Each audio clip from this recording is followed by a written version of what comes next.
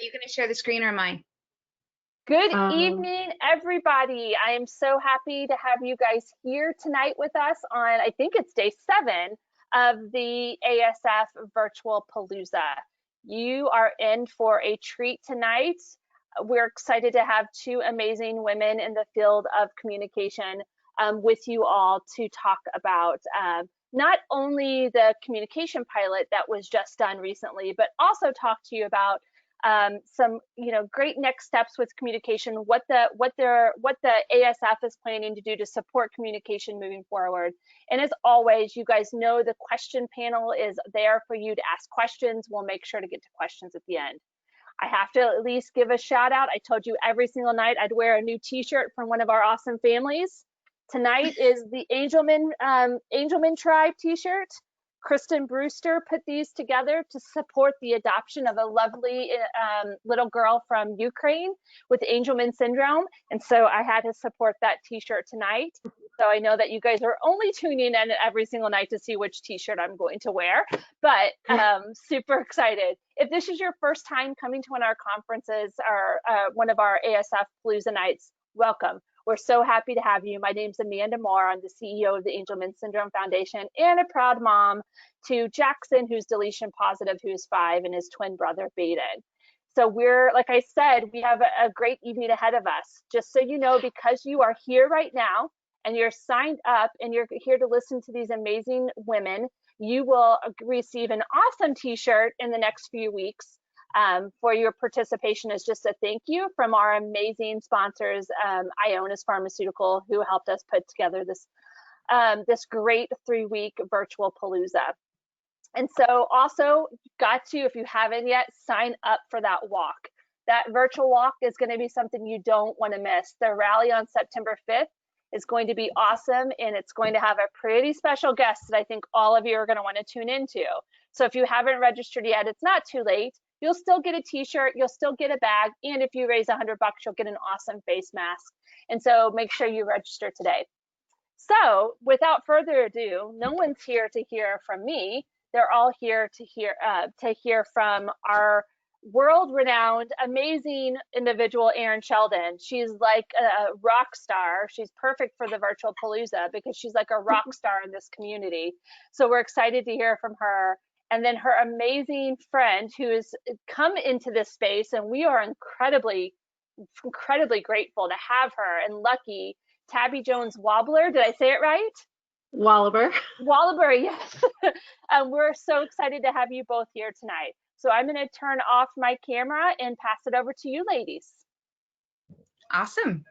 I am here. So my daughter Maggie has deletion positive Angelman. She is right next to me on YouTube, and she's been going retro Spice Girls and Justin Bieber all night. And if the volume suddenly becomes loud and it's either one of those, then you'll know. Her pandemic puppy, who is 7 months old, is also right here. He's been given a fresh bone. I'm just warning you. This was just the reality of what we needed to do tonight, was to all sit in Maggie's room together. It was the only way we could get this going. So and my 13-year-old Ella is also here to help. So if you see me pointing at things, she's making fun of me right now already. If you see me pointing at things, it's because she's helping with managing the space that I'm in. And Tabby, just for the record, is not just my friend. I think when I pulled this together, when Amanda and I were talking about, what are some things that we could do for our families? And I said, I don't have the answers, but I've got some ideas I'd like to test. And I thought, who has really been thinking about who, first of all, do I know who works really closely with families, especially young families who are just trying to get started with AAC, who is deeply knowledgeable, really familiar with Angelman syndrome, and has just an incredibly organized mind to help, especially be much more systematic than I ever am. And so Tabby was the very obvious choice. She's a speech therapist in, I always forget if you live in Virginia or work in Virginia, Tabby. I live in West Virginia. I work in Maryland. I work for the school system. I am an SLP on an AT team, but I also support families through West Virginia Birth 3. So I do in-home services teleservices at the moment, but I wear multiple hats. Yeah, and we met because of Jake Slater, wasn't it? Yeah, it Years was. and years ago because of Michelle and all of her awesome work. So yay! Yes. So yes, so here we are. So Tabby and I, from I guess we really started in February until now, worked on a big project. We're going to explain a little bit of the project and what we learned from the project, what we learned families need to know from the project, and what the next steps are with the ASF. So Tabby, I think you're the one controlling slides. Is that right? Yep, I am. Okay, I will leave it to you. All right, you got it? Okay, so if you are tuning into this webinar, then you know that our kids with Angelman are have massive and profound challenges with communication. But they also have some really extraordinary strengths. So some of the things we know about our kids is they're often really great at requesting things. They often learn to get our attention, to direct our attention to what they need help with. You know, kind of one of the most classic things that happens in my house is being handed something and having my hand put right on it by my daughter to make sure that I help her do whatever it is she needs, or get her whatever it is she's asking for. I'm being mocked by my 13-year-old. I'm just going to ignore her. Our kids are often deeply social, highly motivated to interact. And yet, I think some of their biggest challenges are the consistent inconsistency, right? So one of the things we talked about in the pilot with our families was the dyspraxia, the motor issues, and how our kids often can't rely on their bodies to do what they want their body to do when they want their body to do it. And so this makes learning, whether it's learning sign language or learning whatever mode that they're working on to learn to communicate, whether it's pointing to symbols, using whatever communication system, just really challenging.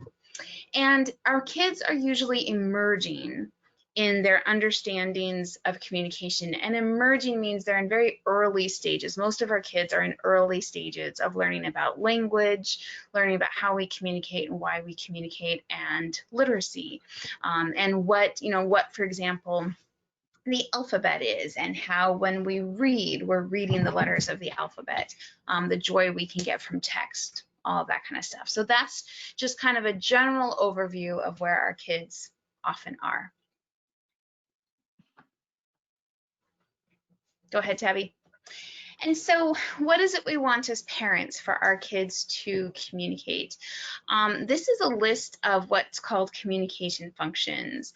And communication functions are just the reasons why we communicate. So we obviously want our kids to be able to advocate for what they want and what they need. And speech therapists will often describe that as requesting, or limit that to the concept of requesting. But we want our kids to be self-advocates who can get their needs met. We want our kids to be able to have power over their world, being able to refuse things, complain about things, fix things that aren't working for them, and being able to express to other people, not only being able to refuse or complain, which many of our kids are extremely good at, but refusing and complaining and protesting in ways that are respected and understood and appropriate, and actually result in them getting the world more the way that they're hoping it will be, right? Having more power over their life. We want our kids to be able to comment and share their opinions and their thoughts and their ideas. So many of our kids, I think their biggest interest in communication is social closeness, right? Their biggest motivation for communicating is to be able to interact more deeply with other people. They're really, really highly interested in just having as much interaction as possible, and they need support to do more than smile and interact that way. They want to be able to tell stories and just communicate socially for all the same reasons we do. We want them to be able to share information, to tell about their lives, to ask questions, but also answer questions, and not just answer in yes or no ways, but be able to respond in conversation, be able to direct conversation. And at the most basic level, one of the things I often think about as the mother of an almost 17-year-old girl is just from a really essential safety perspective is she safe because she has enough communication skills to be able to report if someone makes her uncomfortable, if someone's doing something she doesn't like, so that we can fix it. So, you know, whether you think about really aspirational communication, like being able to tell stories, or you're just thinking about basic wants and needs, I think just safety, just personal safety is a really important reason for why we want our kids to communicate and what we want our kids to be able to communicate. Go ahead, Tabby. Okay, so AAC is one tool that can be used to help kids, you know, demonstrate all of these communicative purposes. But even more than that, when we look at AAC, because so many kids with Angelman's are very effective at advocating for their wants and needs. And I always, when I think about terminology, I tend to use this terminology as opposed to requesting, because it really puts advocacy for oneself at the forefront of it. And it kind of takes the conversation away from just drill type requesting, so it makes it a lot more meaningful. But as we look at the different ways that kids can use AAC to communicate for a variety of purposes, this sort of pushes us and catapults us into another way to look at designing purpose and intentionality around how we support kids. And this relates to communicative competencies. So Janice Light, in 1989, she wrote an article where she outlined 4 communicative competencies. It was revised in 2014. And it's an open source document. So this is something that you could Google Janice Light communicative competency and you will find the article. It's a wide reference in the AAC community. But she defined, I'm going to toggle between 2 slides as I talk about this, linguistic, social, operational, and strategic as the 4 different competencies that kids need in order to be able to use AAC to maximize the potential of their communication system. So this becomes relevant because linguistic is where we often focus. How do we use the words and combine the words and make sentences and make phrases and talk? How do we make word, or how do we use words? But communication is so much more than that. And when we think about the reasons that kids communicate, it becomes really evident that social interaction is also really important. So turn taking, initiating, acknowledging that there's even just another communication partner, sharing information, these are all part of the social interaction. And because social interactions are so motivating to kids with Angelman's, it's really important that we look at what social competencies look like when we're beginning to target, and design, plans around how we support their communication. Operational competency refers to their ability to manage their tool. So can they turn it on or plug it in? Can they adjust the volume? Do they bring it to you, or do they look at it when they know that they need it if they can't get it themselves?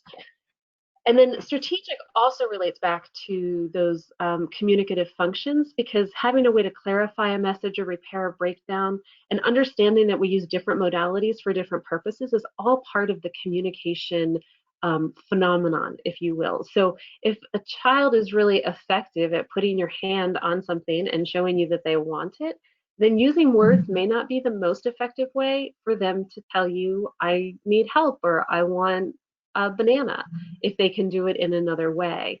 If they wave and smile, then we don't necessarily have to address greetings through AAC because they're already doing that. But maybe we can work on how do we sustain that interaction. So just, one of the really important things that evolved out of the conversations that we had throughout this pilot was just understanding that communication is so much bigger than just advocating for wants and needs.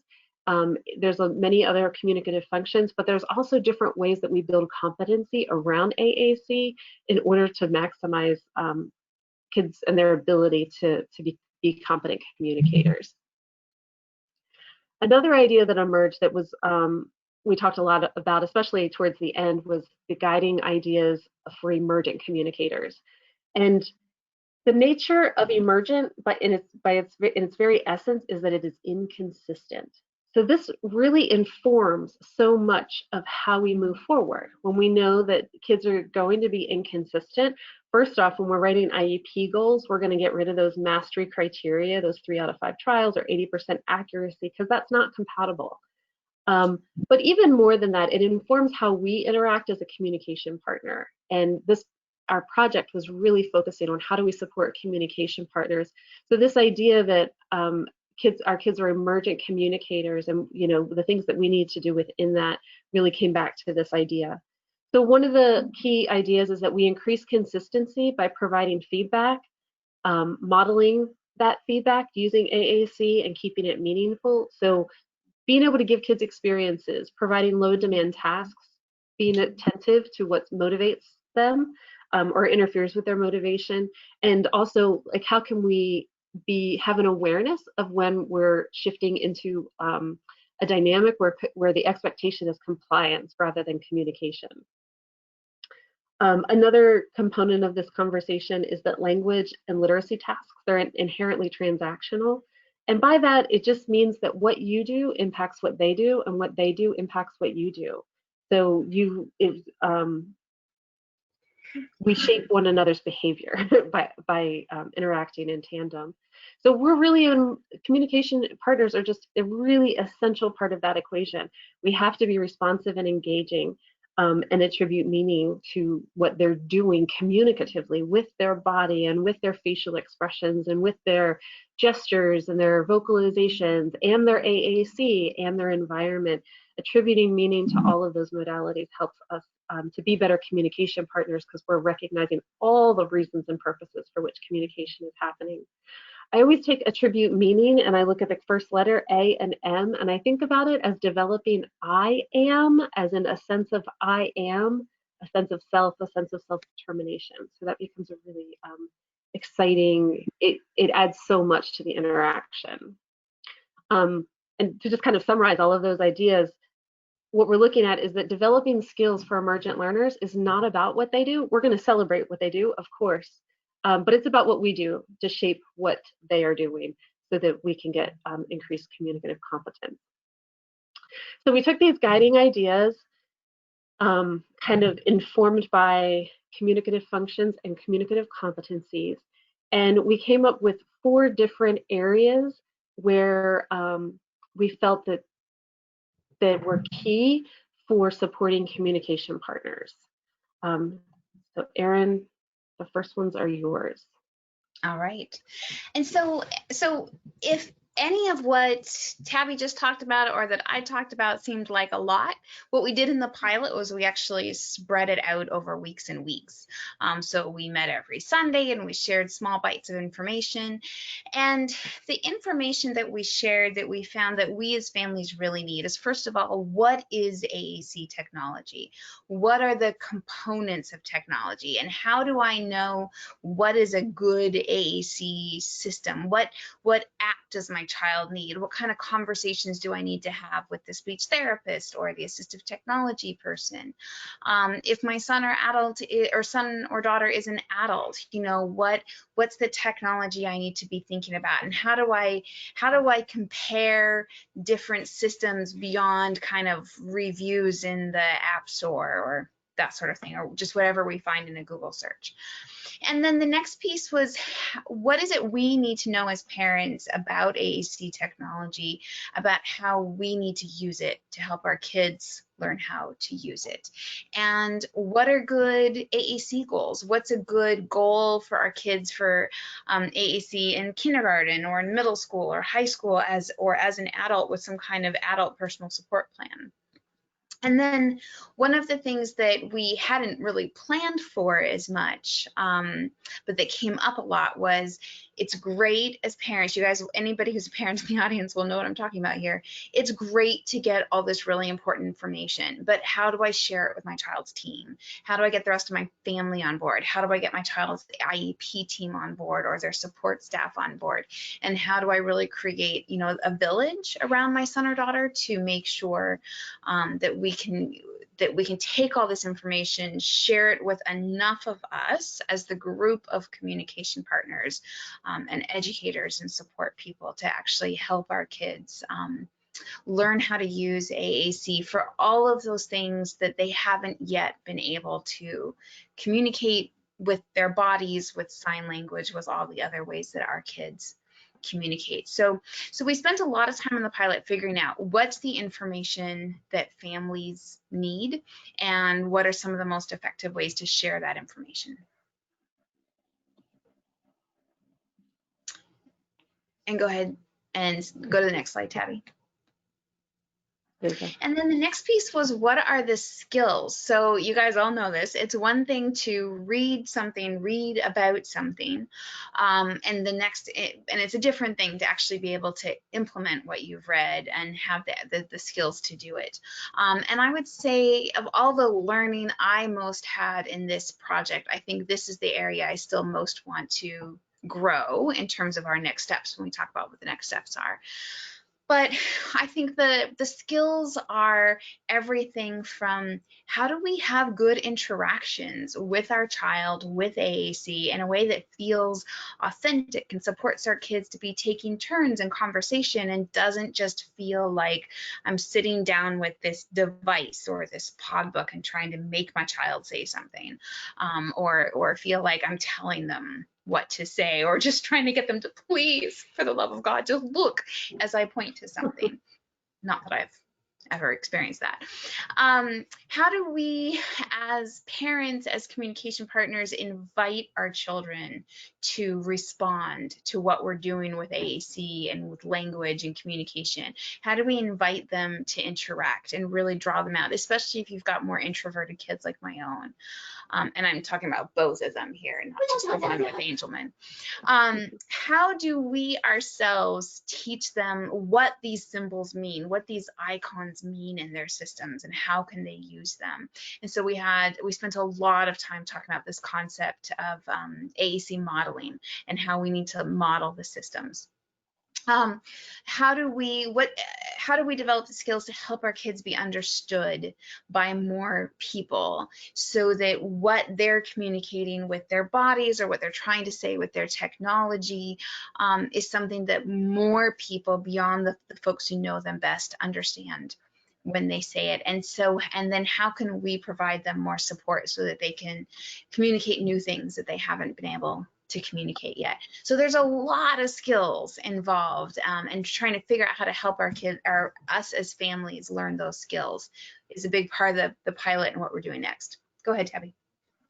Okay, so then we looked at tools, and it was interesting because identifying tools took up a lot of time, talking about tools, describing tools, and helping to just kind of have those conversations about what are the characteristics of tools and what can work for different kids. And you know, there's so much out there, there's so many options, and you can say they're all great or you can say they're all terrible. And the fact of the matter is that there's a lot of similarities between them. There's certain things we certainly look for. But regardless of whether a family is getting started or has been on the journey for a while, an AAC tool that grows with the individual is a must. You know, we must have tools that are going to give to kids long-term benefits. So a couple of things that we look for in a system that's going to grow with the kiddo is going to be one that includes symbols. Photographs are really specific and limiting, and photos might be good for people or for that specific item that, you know, can't be replaced. But in large part, we use symbols so that we can start to teach kids symbol sets, because symbols are so much more expansive. The variety is so much greater. There's also a lot of things that cannot be represented by photographs. So symbols are going to be necessary at some point, and they just automatically give kids a much greater, larger, more extensive, more varied vocabulary. Another essential for an AAC tool is that it's going to bridge to long-term AAC solutions. So we're looking for tools. We might start with a core board, but it's a core board that is actually the homepage of a high-tech device. Or it might be an activity language display, but it's an activity language display from a pod book, to begin to familiarize the child and the team and the family with tools and resources that are going to serve those long-term needs, and don't require a lot of relearning on the back end. And then AAC tools that grow with individuals also allow the individual and the communication partner. And that's really key because kids learn through modeling. They learn to use their tools because we use their tools. So we have to be able to talk with their tools in order for them to learn their tools. So whatever we're using, we have to be able to use it for a variety of purposes. Core words it's hard to communicate for a variety of purposes without core words. So just to give you some examples, we talked about the communicative functions, the purposes for communicating. To advocate for wants and needs, kids might say things like help, more, put on, get that, open, all core words. To refuse or complain, they might say no, don't, go away, not like, bad.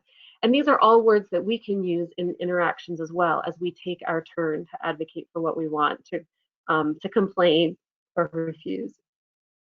Social closeness might include words like, come, my turn, some of that back and forth. Do more or do it again. Look at that to gain attention. Sharing information could include phrases like, it's big, or we go out, or we went out. A lot of times we don't have the benefit of verb tenses in systems. Look up, that goes on, he's not getting it yet. With commenting, we might say things like it, not good, awesome, scary. So getting some of those descriptive words in there. I think when we're commenting, it can be really important, engaging, all of those things.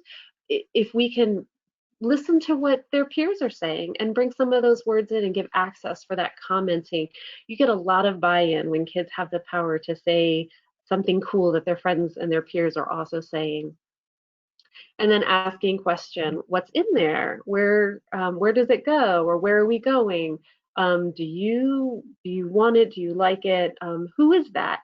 Those are all ways that these are all things that we want our tools to be able to do, because we can't grow language if we don't give language. It's a really a two-way.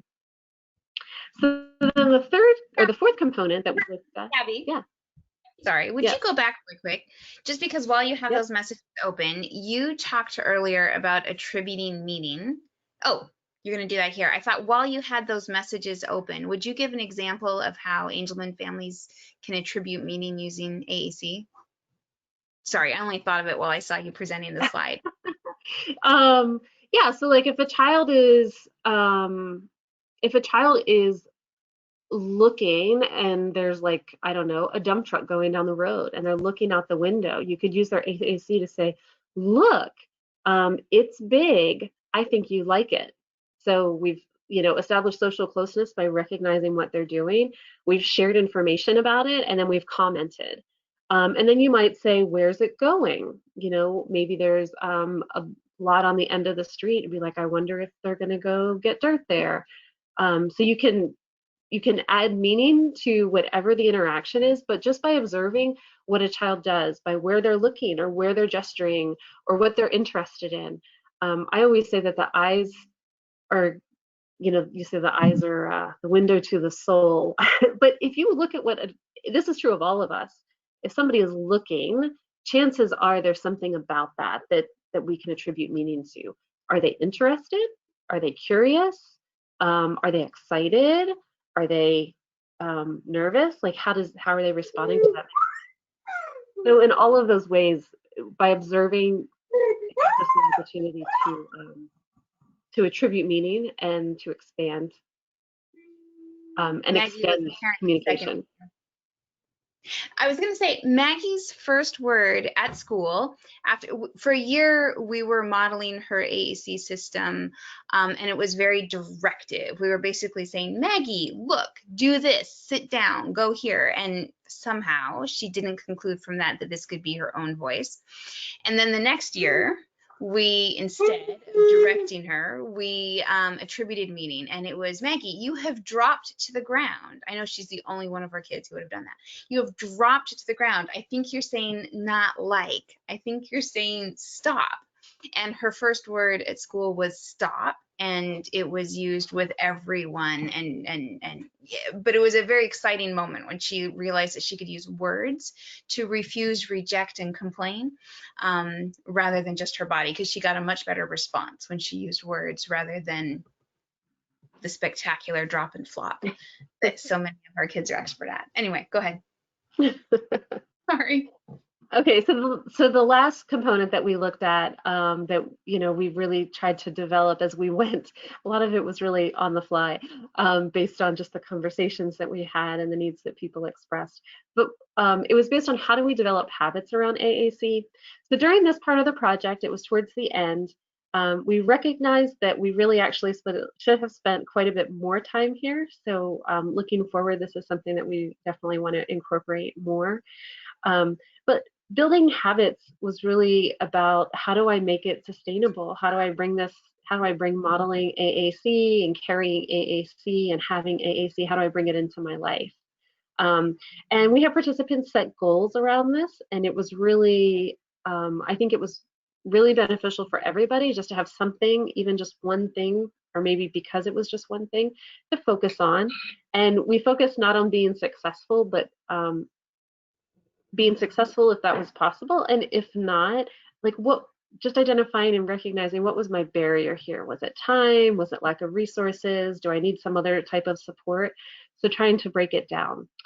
But when we were talking about habits, these were some of the themes that kept coming up. So one of them was AAC always available. That's, getting into the habit of taking AAC when you leave the house, if anybody's leaving the house. Making it portable so it can be in different places, creating a landing place so you're not looking for it, or so it ends up on the charger at night so it's ready the next day. But also having backups, maybe having a low-tech board in the bathroom where you don't necessarily want to take an electronic device, or in the sandbox and that kind of thing. So making sure AAC is always available. That doesn't always mean high tech, but just having a way to comment, to request, to socially engage, just having something everywhere.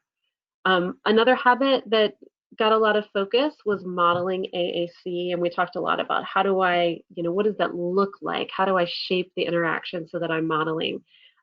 So pausing and creating time and expectations, even using a phrase like I have something to say to kind of insert that intent can be helpful for giving you more opportunities to model AAC.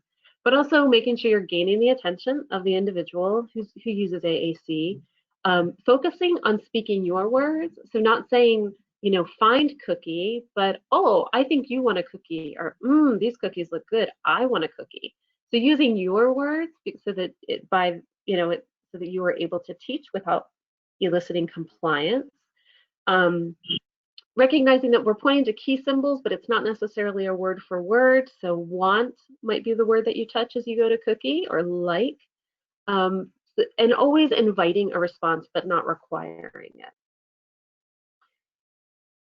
Another habit that we talked about that's come up, I guess this is the third time in the last 40 minutes, 30 minutes, being responsive and attributing meaning. So observing all modalities, telling what you see, saying what it could mean, and recognizing that it's okay to give a best guess. We don't always have to get this right, but by attributing meaning and presuming that there is meaning and intent behind what they're doing, or what they're looking at, or where they're gesturing to, just assuming that it's meaningful, we're able to make connections and expand. And the real beauty of this is it enriches the interaction for everyone involved. Your kiddos they're getting great feedback, which lends itself to social closeness, and it's really satisfying for you to have that back and forth, that exchange. Wait time is another piece of developing a habit, just recognizing that it's going to take a little longer, more than likely. You might need wait time for cognitive processing. It might be necessary for visual or sensory processing. Motor coordination might be a factor. And for some kids, all of these are a factor. So just recognizing that wait time is beneficial, and becomes part of the process. And then again, coming back to setting goals. So one element of establishing a habit is just recognizing where you can have sustainability and build on that. So maybe it is using AAC every day, incorporating it into routines of a specific daily activity. Or maybe you're going to commit to communicating for at least 5 purposes, and each purpose at least 2 times throughout the day. Maybe you're going to commit to 10 modeling interactions, you know, in the morning and then again in the afternoon. Maybe you're going to work with communication partners to try to expand the number of individuals that your kiddo is going to interact with. Perhaps you're going to try to increase the variety of vocabulary. Maybe you've used like and not like a lot, and you feel like you need to mix it up, and you're going to, you know, bring in other words like open and look and get and go. And then also one of the sessions that we had that I think was really fun and exciting was recognizing that we don't have to always interact in the moment, but we all have phones in our pocket where we take videos and photos throughout the day, and using that. So maybe if your child is on the playground or in the pool, you're definitely not going to have AAC. Well, I won't say definitely, but it's harder to have AAC there, and it's harder to get kids to pause and look in order to provide modeling. But if you take a couple of pictures and then at the end of the day you're scrolling through your pictures on your phone and you choose one, and then you bring out the AAC and you talk about it, you like it, it was, you know, you got cold, it was deep, you went fast. Those are all ways that you can talk about it after the fact. So those are all, you know, setting those goals and figuring out what habits are going to make it necessary for you to move forward on your AAC journey is a key became an important part of our conversations. Mm-hmm. Great, Erin. And talking about photos of things we've done sets you up to do things like expand your communication partners, because now that we've talked about a photo, maybe or a video of something we did, maybe there's somebody else that we can talk to it about. So the overview of the project, you just saw us talk about the information that we need as families, the skills we need to develop as families, the tools we need to have with our kids that our kids have and that we need to learn to use, and then the habits that we need to have. And we kind of set up this project the way I think that a lot of professional development happens, where it does start very heavy on information, and then it becomes applying that information with skills and learning the technology and the tools, and then the actual sort of like classroom practice. And one of the things we learned, which we'll spend a little more time on, is I think I learned from this that families don't learn like teachers learn. And we needed to just dive in, working on the habits and the skills and the technology from day one, rather than try to teach all the information first. But there was a group of over 50 volunteers who responded to the call from the ASF. So thank you, all of you who signed up. We met every Sunday that wasn't part of a holiday weekend between March to July. We found we could not find a single meeting time across all of our time zones that worked for everyone. So we actually had 2 meetings. They were 3 p.m. and 8 p.m. Eastern Standard Time. So we repeated the weekly meeting every Sunday. Families reported that Sundays were their most flexible and the best day. And in the meetings themselves, we shared information. So there was always some kind of presentation, but we also shared our stories and our experiences as we were trying to apply this information with our kids. And then ongoing, we had one-on-one chats with Tabby, which were wildly popular. And I think what I got the most positive feedback from was people were just so delighted. Families were so delighted to have a chance to talk with such a knowledgeable speech pathologist about what it was they were trying to do, what they were thinking about with different technologies, or what they were hearing from different professionals, and being able to kind of sort that out and get that kind of consultation. And we also had a Facebook group where we put all these volunteers so that we could share stories there, share experiences, just communicate with the whole group. So that was kind of the structure of the project. And then I think this is one too. Is this right? So things that we learned through this project is that Sundays are actually a lot busier than we think they are. It worked. I don't know that there's any day of the week that would have been perfect, but we were, we had a little juggling to do. We also learned that pandemics are kind of a questionable time to start a big initiative. I think for some families it actually worked well because they had more time at home and life was just kind of in a holding pattern, so it gave them a little bit more time and focus within that time. Also, for a lot of families, it was a really difficult time. It was basic routines were disrupted. Lots of juggling of things that were not anticipated. So, it kind of went both ways. We learned that Facebook fatigue is real, and perhaps that was especially poignant because of what we were dealing with, the world over with the pandemic. But we felt like overuse of that, like we were all accessing Facebook so much of the time that it didn't seem like an ideal platform for this project, because it just felt like a lot of us didn't want to be on there any more than we had to be. We also learned that regardless of where families were in their journey with AAC, everybody wants more support, more help. Everybody is looking to learn how they can to do this journey better. It's not straightforward, and it's there's a lot to it. So that was definitely something that became very, very much a part of the conversations. As we mentioned before, supporting families is just a piece of the puzzle, and figuring out how to support the whole team was also a theme that persisted throughout. We discovered that choosing an AAC system is a huge barrier to being able to implement AAC.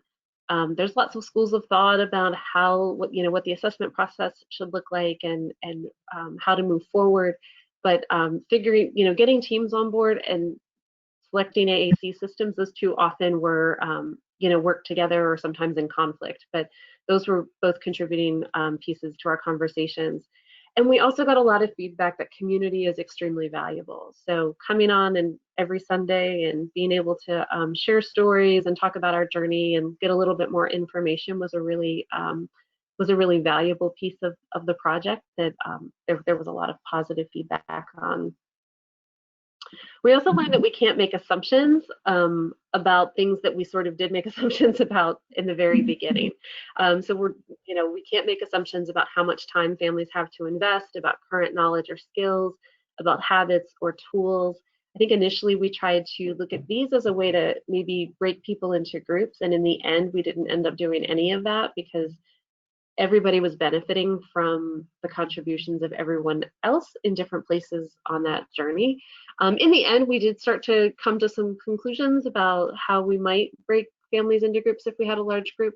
But throughout the project, we had different expectations than what actually manifested.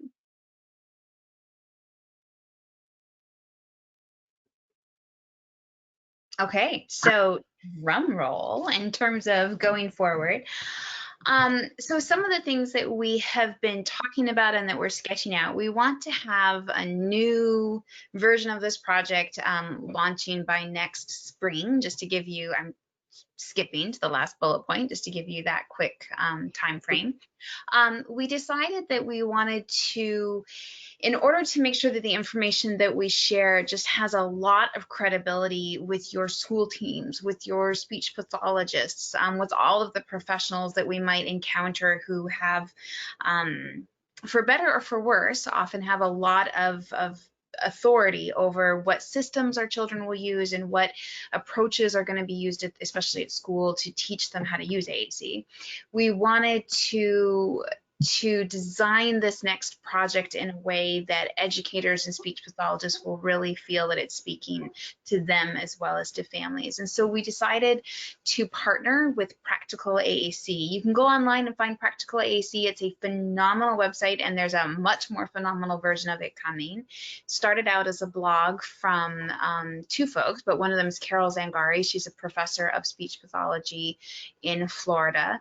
So it started out as a blog, just sharing information, and it has become and is becoming a really, really phenomenal completely comprehensive, exhaustive source of information with sections that will be targeted at families and educators and speech pathologists. And so we realized that for this next phase of the project to have as much reach as possible, we would partner with Carol Zangari.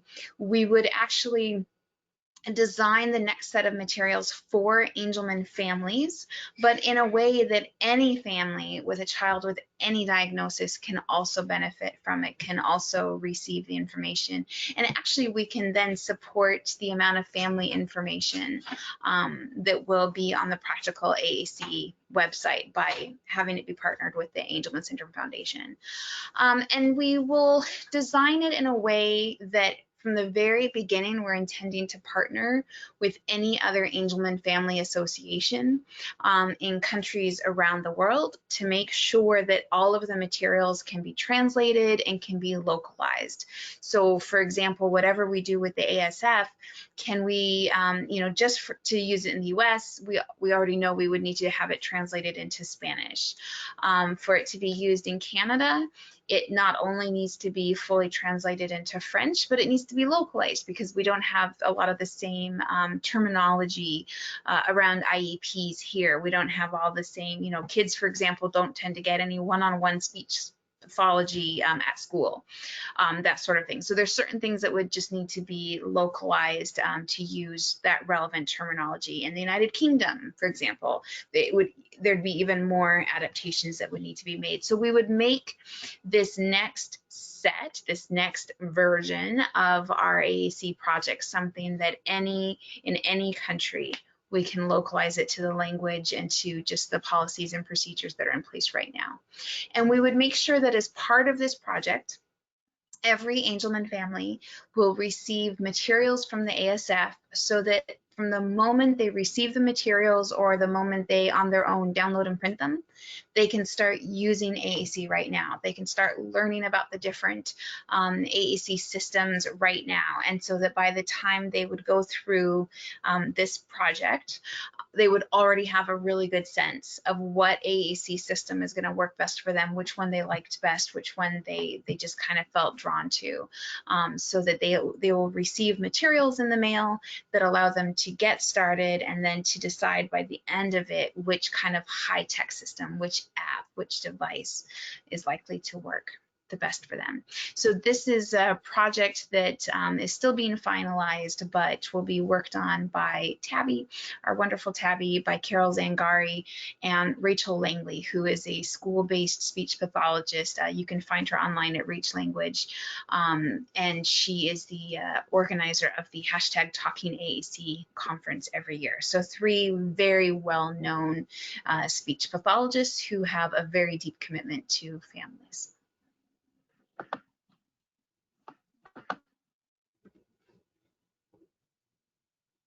Okay, so looking forward, just to kind of put forth the components that are going to be included in this, we want it to be comprehensive, so it addresses all 4 of those areas that we talked about. So information, skills, tools, and habits, and we are looking, and we might be contacting you to try to gather a library of videos to help support that skill development. We also want it to be self-paced, where you can learn and get information, so experience some learning, be able to set goals, do it, follow through, reflect on how it went, and then expand upon your goals as you go. We want it to include multimedia design so that we can share, so that it can be shared with a diverse audience. I think this becomes really relevant because sometimes you haven't, you might have a team where there's a lot of buy-in and they're like, oh yeah, send me the webinar, I'll watch it. Send me the handouts, I'll read it. Send me the articles, I'll, investigate it. And there are other teams that, that buy-in isn't there, and so they're going to need they're going to need things that are visual and very brief. So wherever you are and wherever your team is on their journey, we're going to try to, the goal is to have a series of materials where you can provide kind of the nuggets to get feedback. And then the last piece is that it will include some facilitator tools to help build teams and community around AAC implementation. So if you are able to get a group together, if multiple families together and you can travel on your AAC journey, or if there are members of your team that want to dive in together, you can implement it in that way. So, oops, this is an animated one, and I didn't finish with my animations. So looking forward, what our idea is this: as we went through the project, we started with a variety of mini topics. And then we actually discovered more topics as we went, and we realized some topics were really relevant and other topics we didn't quite get to. So we have this long list of mini topics, and we just want to go deep with them. With language that's really easy to read and easy to follow, but we want to think about what are these key topics related to information, related to developing habits, to learning about tools. We're going to take these mini topics and we want to provide tools so that you have that piece.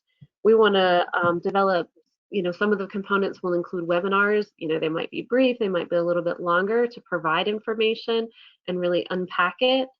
We want to provide PDFs or other kind of text-based articles or handouts to provide it so that the mini topic is explored in that way. Rachel Langley is especially gifted and skilled at creating graphics, so we're going to hopefully tap into her talent to develop either memes or posters or just ways to really concisely share the key ideas. Incorporating goal setting and example videos, self-reflection guides, facilitator checklists, all of these things. So as we do this, the goal is to give you the tools as families, or to give teams the tools to come together so that around your children, your kids, you can make connections between home, school, and the community and the communication partners and all of those environments. So that everybody has access to the information that they need in order to be an effective communication partner and play the necessary roles to teach AAC. And so the last piece of it is that we will be looking for more volunteers over this next fall, and especially I think the winter. We had some amazing parents who were part of this pilot project who were just so thoughtful and critical about, what was the most helpful, what could have been improved, and we really will be asking some of them to volunteer again to review the different materials and different components and ask them, okay, would this be more effective than what we did the first time to help you on your journey and to get more folks on board. But we'll also be looking for kind of a fresh audience of parents. So if you are someone who wants to get started on your AAC journey, then watch for an announcement that we're looking for new volunteers, because we'll be wanting people to read or watch or review and then give feedback on whether this makes sense to you, whether this is plain language enough, whether this is, maybe even to share something with your school team and then come back and report whether how that was received.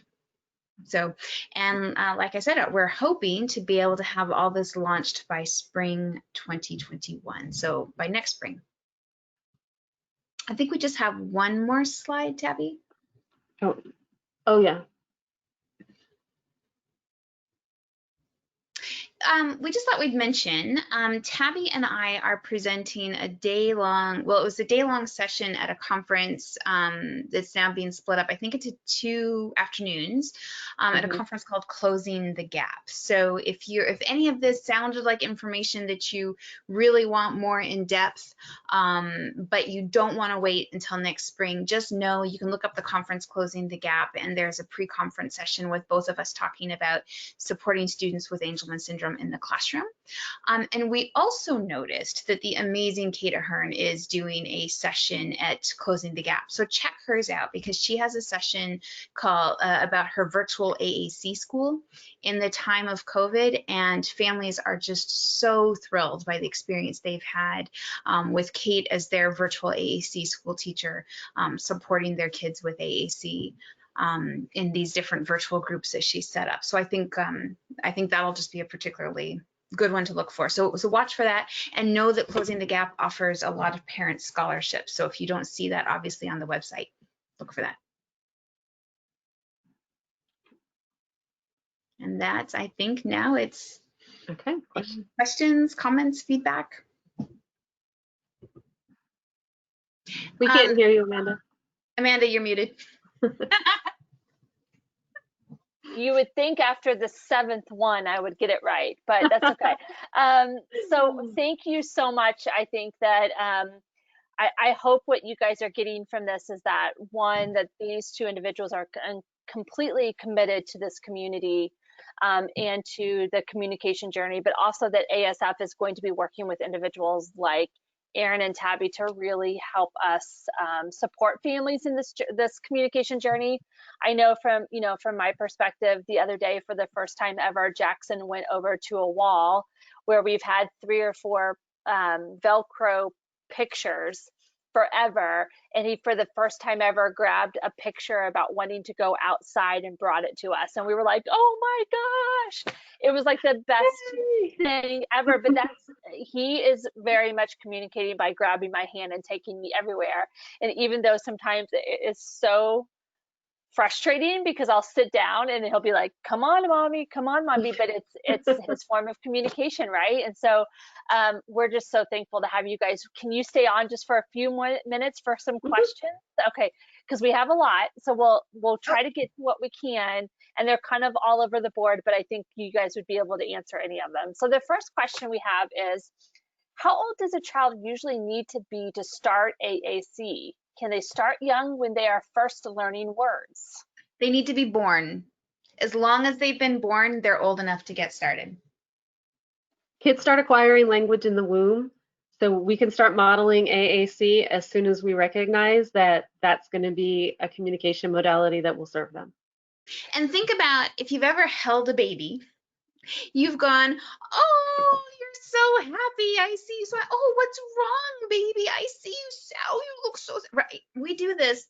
We start attributing meaning and talking to babies and modeling language from the moment they are born. And so really all we're doing with AAC is figuring out, we can talk to our babies with Angelman as much as we want, but they can't talk back. So we're learning how to talk in a way that they can talk back, and we're offering them that opportunity to start learning language the same way that their brothers and sisters do, just from how we talk with them. Would you guys mind giving some like coaching, like attaboys to those who may not from the very beginning, from the womb or from like birth, have started this, because it has been something that it may have not been exposed to, or there's fear around it, that even at 5 or 6 or 7, what that looks like?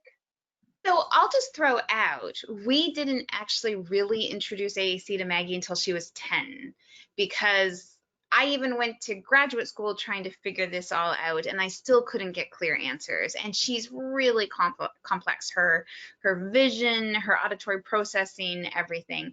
And we are still very much working on it. So it is never too early, and it is never too late. And I think from what I've seen in our family community is that it's never too early, but our older kids, when we start when they're older, they often actually learn faster and pick the skills up faster, right? Oh, they've got their receptive language is higher, they've got stronger opinions about things. And they've had lots of communication experiences at that point, even if it hasn't been with AAC. So the foundation they're building upon is innately stronger. Yeah, they're not nearly as easy to just make happy, right? I mean, like any 5-year-old with Angelman syndrome, we can get them laughing. And if they're 15 or 20, we might have to work a little harder. Right. Their experience with communication might not have been as positive, right? Or they might have seen so many different tools that they know that every time something's supposed to put in front of them, they're supposed to reach out and touch it, and then they push it away. So there's lots we can do, but it's never too late. Yeah, I think it's also really important to give yourself grace if you are, if you are a family with an older child, because in the AAC community, there is a ton that we have learned in less than the last 10 years.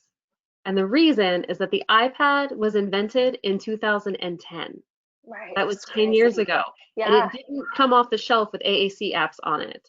So in the last 10 years, we as a field have learned a huge amount about AAC, and it is complete because it's a ubiquitous technology. It has completely opened up the way that we have access to it, the way that we think about it, the willingness of us to access the tech, to be able to use the technology. When I started in the AAC field, if I was doing a training on a tool, it was a full day training because it was complicated. Yeah. And now it's 45 minutes because you know how this works. It's an iPad. Yeah. Well, and the last thing I'll just say on this, my passion, I think, as the parent of someone who's almost 17, is to really think about how we introduce this to our adults and how we make it meaningful and powerful for our adults. And that means really involving them in decision making and not just putting two choices of things to eat in front of them, right? And so I've got a lot of ideas there that I haven't sprung on Amanda yet, but that'll be likely be one part of the project, is really actually focused on our adult families, because we know from the research that if you are over the age of 25 and you have Angelman syndrome, it's very unlikely that you ever had meaningful access to AAC. If you are over the age of 15, you still, the technology may have been there, but the professional learning of your team may have been way behind. So. Yeah. So this is a question that I think is on everyone's mind, and I don't know if you can answer it, but we'd love to hear your advice. I know this is something that I just tonight have been really struggling with my husband, but the question is, how do you see the upcoming school year to be for our kiddos with AS? My daughter likes watching her iPad and her shows, but not interested in listening to teachers when Zoom. Please advise. I don't know if you can give advice, but I think this would be like the $1 million answer, because I know for Jackson, there's no way he's going to sit in front of an iPad for 5-6 hours in a day. I'll tell you what we've advocated for and what we believe is going to happen with Maggie. And I'm not saying that this is the best solution, or I don't know how many other people this would work for. We went into crisis when the schools closed, when Maggie lost all of her people, all of her routines. I mean, I think I'm not joking when I say I think I have PTSD from March and April. It was as bad as it could have ever been. It was really, really difficult. And so what I told her school team was, we have to start the school year the way we expected to go the entire year. And if there is any chance the school is going to close, then we need to start with home-based learning that's meaningful from the very first day, because we cannot take all of her routines and people away a second time. So what we expect with Maggie is she's actually getting home-based learning with her educational assistant coming to our home to facilitate her joining online. So that she needs an educational assistant. She needs her familiar educational assistant, the woman who walks in the door and Maggie all of a sudden sits up straighter, because that ain't mom. This is someone who makes her work. She needs that at home in a classroom area we're actually setting up in our home, and we're figuring out how to make that pandemic compatible, because I cannot actually imagine how she can go into her school building in the fall, and how we can guarantee that we won't take this all away from her. And she spent hours in March and April standing at the door of her classroom, banging and crying, just one of her school building, just wanting to be allowed in the building, right? She did not understand what happened, and we cannot do that to her again. But I think with an educational assistant in her own home, a familiar person who's been with her for years and is devoted to her, who can help facilitate all of the things that need to happen, I think we can make online learning actually effective. Yeah, I think another side to the online learning, and this is kind of me putting on my school-based hat, is, you know, as a school-based person, I don't actually get a ton of interaction with families. I get interactions with teachers and SLPs and other service providers. But during the pandemic, like, I got to Zoom with families and provide coaching in that way. And I found that to be extremely, it was a unique experience, and it was wonderful.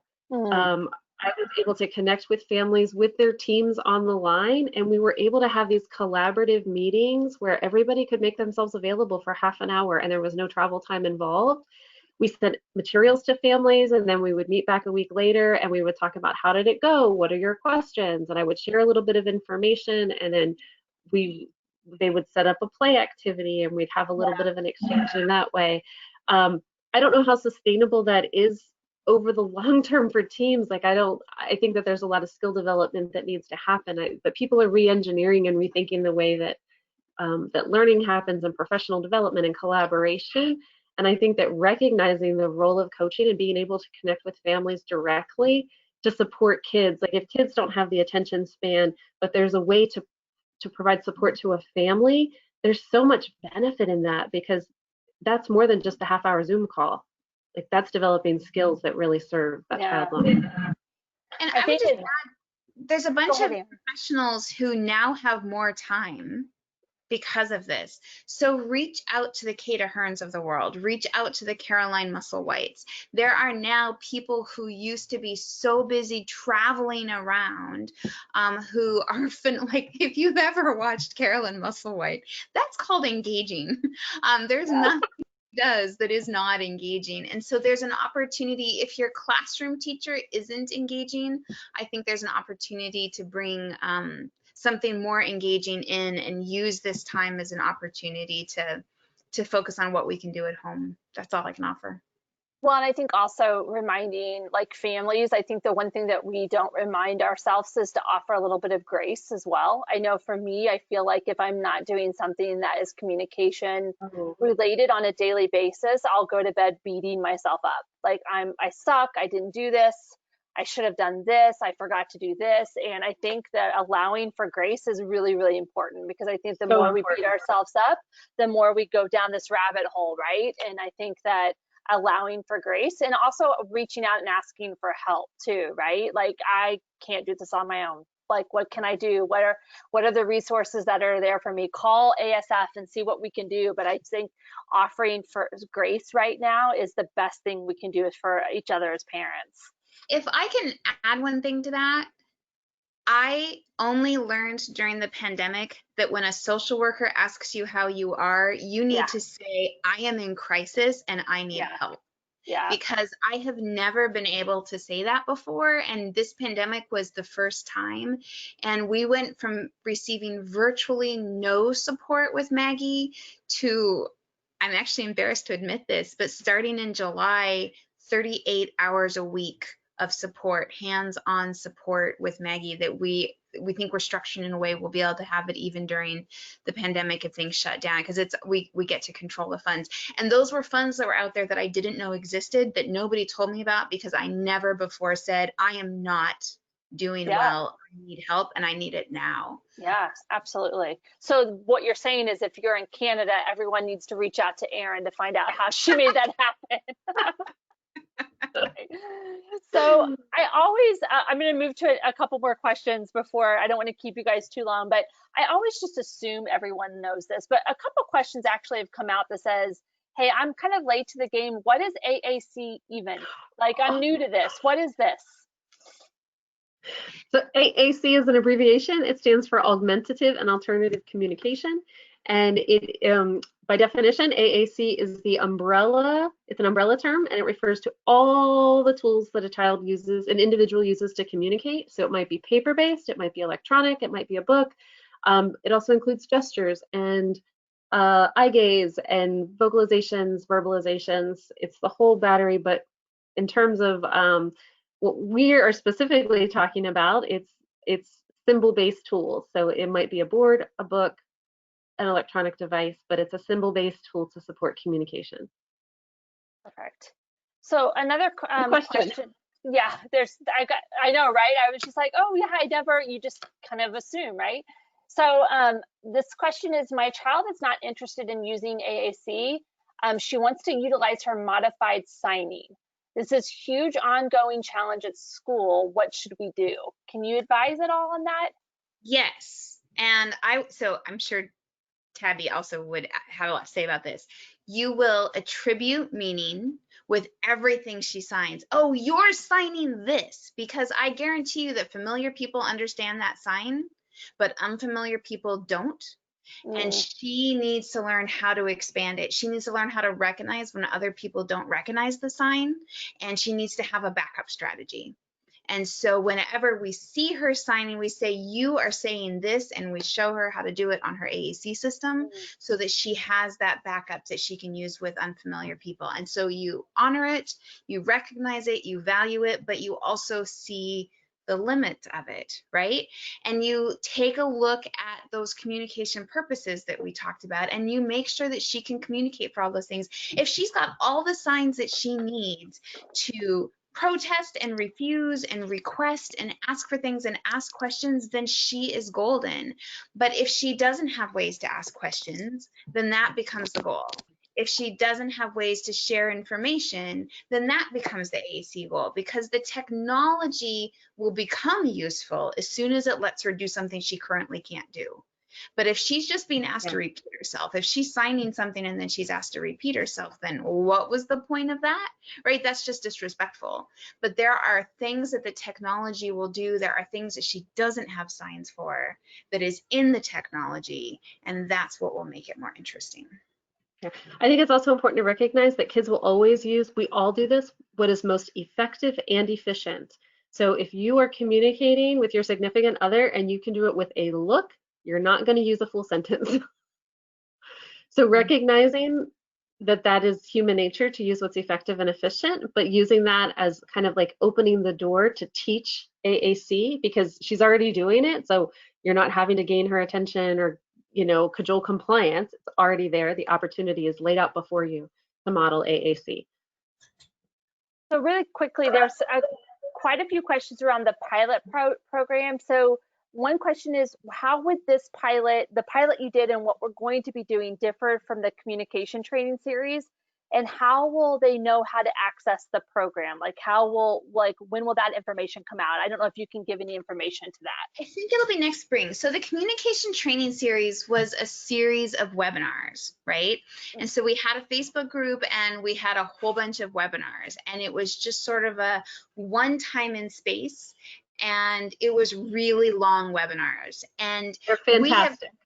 They were fantastic. And we have received so much positive feedback from professional leaders all around the world who love them. But what we also heard was, my school team won't sit down and watch, imagine this, 42-hour-long webinars. Yeah. There's no way for them to get credit for watching all of them. Do you have a one-page summary of all of them? Do you have a Cliff Notes version of each one of those? Do you have, is there like a 5-minute video that just summarizes it? Do you have videos that show us so we can watch what's happening and not just hear about what we're supposed to be doing? And so that's really what I think this next project will do, is bring all of that together so that you've got the long explanation and the recorded presentation, but you've also got the elevator pitch version, and you've also got the one-page handout that you can print and bring to your school team. And you've also got, I think we'll have added credibility by being paired with a legend like Carol Zangari in Practical AAC, because it is the single most used AAC resource around the world from every measure that I can find. And so by partnering there, it's not just, I'm a mom and I read this on the internet. It's something we've done in partnership with Practical AAC and with a professor of speech pathology. So are you guys, oh, go ahead, Tabby. Go ahead. I was just going to say, and there's a lot of conversations also happening around implementation science. So I think that the second phase of this project is really going to pull in those pieces so that the learning experience is there's more diversity to it, so that you're able to take in the information in different ways to appeal to a broad base of learning, preferences. Do you have time for just a couple more questions? Are you sure? Okay, good. I don't want to. So I have a couple questions around AAC. One, it's the same individual, so I'm going to try to ask the questions they asked together. One, how best do you overcome the hurdle of AAC, and are there standard boards and vocabulary for prologue to go? I know that's kind of very kind of in the weeds, but I got to ask it for the family person. For that family, I would really encourage them to go on Facebook and go to the Assistive Wear Family group. So search for Assistive Wear Family on Facebook, because what you will find there is a whole bunch of families, but it's also moderated by staff of Assistive Wear around the world. I think 3 of those parents or 2 are Angelman parents. So just know that the staff of Assistive Wear who are answering your questions are actually parents of kids with Angelman syndrome, either 2 or 3 of them, and they can give you a link directly to the Assistive Wear website where you can print out those resources. But yeah, there's standard boards that are printed, that you can just print out. They're PDFs that you can just download and print. I am also gonna go back. Oh, your link to just so, yeah. So this bit.ly right here, it's bit.ly print your AAC, the P, the Y, and the AAC are all capitalized. This is a, I don't know, maybe a 3 or 4 page document, and essentially it's just a laundry list of PDF links where you can print low-tech AAC based on the tool that you're using, the high-tech device, the dedicated device, the iPad app. Project Core is on there. There's some things that I have made. There's some activity language displays. There's a whole bunch of things. Most of it you probably won't use, but you can scroll down the left column and kind of narrow down what you're looking for. And I've just added that also to the chat box too, that link, if people want to grab onto that. Great. And then maybe just one more question. How do you introduce AAC if your angel has behavior issues? Any advice on? I personally would, because that was actually our biggest success, was introducing AAC as a way to, as an alternative to challenging behaviors. I think you are saying you do not like that, or I do not like that. And with slang, with attitude, with joking, with exaggeration, like you have dropped to the ground, you do not like that, you hate it, you do not like it ever, you don't want me to ever do this again. And then she'd just be laughing, right? And so I could, by the way that we introduced it, could kind of, by exaggerating, kind of just elicit Maggie's great sense of humor, and get out of those power struggles. So yeah. And I think, oh, go ahead, Tabby, sorry. All communication or all behavior is a form of communication. So whether it's leaning in, saying, oh, you're really interested, or whether it's pushing away, you don't want that, whatever we do behaviorally, it's all communication. So we can then, one of the things that we talked about in the project was verbal referencing. So verbal referencing is the strategy. Erin has a great podcast on the LOMA app, or the LOMA podcast, if you want to take a look at that talks all about verbal referencing. But to break it down, you observe, describe, and attribute meaning. So I see you leaning in. I think you like it. Let's do some more. Or I see you are falling to the ground. You do not want to do this anymore. Let's find something different.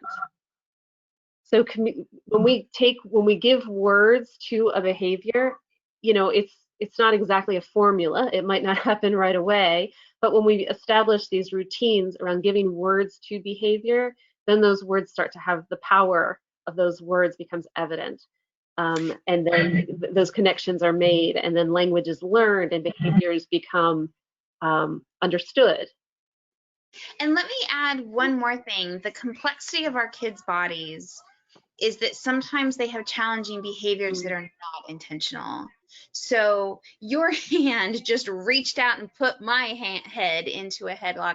You may have actually not intended that. You may have been thinking about something completely different, but your hand just flew out and whacked the person next to you. And we can use AAC to say, I wonder what you meant to do. I wonder what you wanted.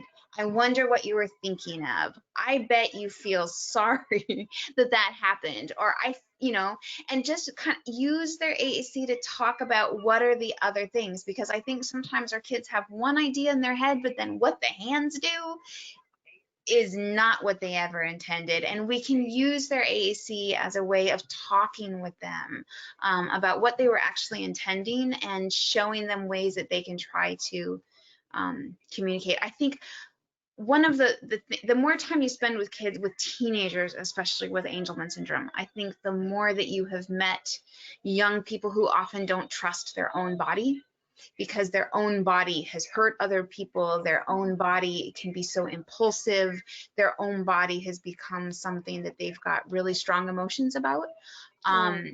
And I actually think the wisest person I know, the two people who I think have the most wisdom around this and experience is Mary Louise Bertram in Australia and Kate Ahern up in Boston. So follow them, ask them about it. I've just seen such deep insight from both of them about helping our kids feel safe in their own bodies when they're accidentally communicating things they actually don't mean. And really quickly, it's come up. What was the name of the podcast, Erin or Tabby, that you were mentioning? Loma. It's called Loma, L-O-M-A-H. L-O-M-A-H. It's a special needs podcast. It's a mom in California with a daughter very much like any of ours. She covers, I think she's over 100 episodes. And actually, I've done 2 with her, and she did what were her top 5, and 2 of them were mine, just so you know. So one more other really quickly, repeat the 2 names. So Kate Ahern, and who was the other person?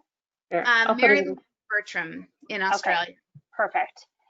And then a couple people have said that the link isn't working. So what I'll do is we'll email everyone who attended the session afterwards to make sure to get you that information for you all.